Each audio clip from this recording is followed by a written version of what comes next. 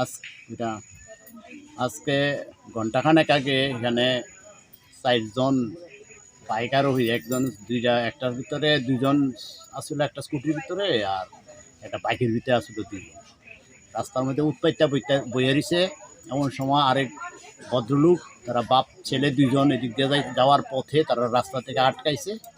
আটকাইয়া ওনার কাছ থেকে শুনলাম ১১.৫ লাখ টাকা নিয়ে গেছে। ওনারে প্রচণ্ডভাবে গাইছে, ১০-১২টা গাই দিছে বাপ এবং ছেলেরে। বয়স্ক লোক, মৃত্যুর সঙ্গে ৫ জালরে। আমি বাড়ির থেকে দৌড়ে আইসি, এসে দেখি চুর টাকা টোকা নিয়ে সব বাইকে গেছে গা। তার মানে রক্তাক্ত অবস্থায় রাস্তা কিনারে পড়ে থাকতে দেখে আমি গাড়ির সঙ্গে সঙ্গে বাড়ির থেকে গাড়ি আনছি। গাড়ি এনে বিশালগড় হসপিটালে নিয়ে গেছি। কি নাম, তাদের নাম কি কইতে পারেনি? না, নাম কইতে পারি না, কি জানি একজন মুসলমান বলেছিল, নামটা আমার খেয়াল নাই। উনি খুব সিরিয়াস, তাড়াতাড়ি আমি বিশালগড় নিয়ে গেছি, তা এখন রেফার করছে জিবি হসপিটাল। তাদের বাড়ি কোন জায়গায় কইতে? তাইনে বা আমি জিজ্ঞাসা করছি, তাইনে গেছে বাড়ি ফুলতলি, আর টাকাটা আনছে নাকি তা গোপীনগর থেকে জায়গা বিক্রি করে। ঘটনাটা কোন জায়গায় করছে? ভদ্রলোকের আমি এখানে পাইছি, আমরা পারি। এই জায়গার নাম কি? ঘটনাটার নাম হচ্ছে বকুলনগর মধ্যপাড়া অভয়াস।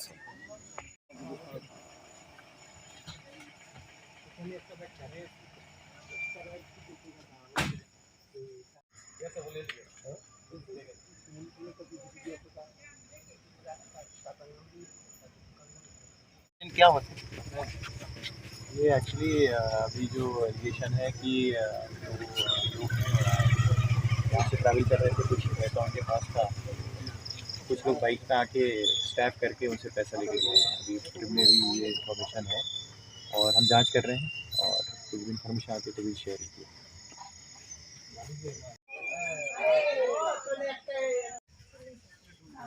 आगे खबर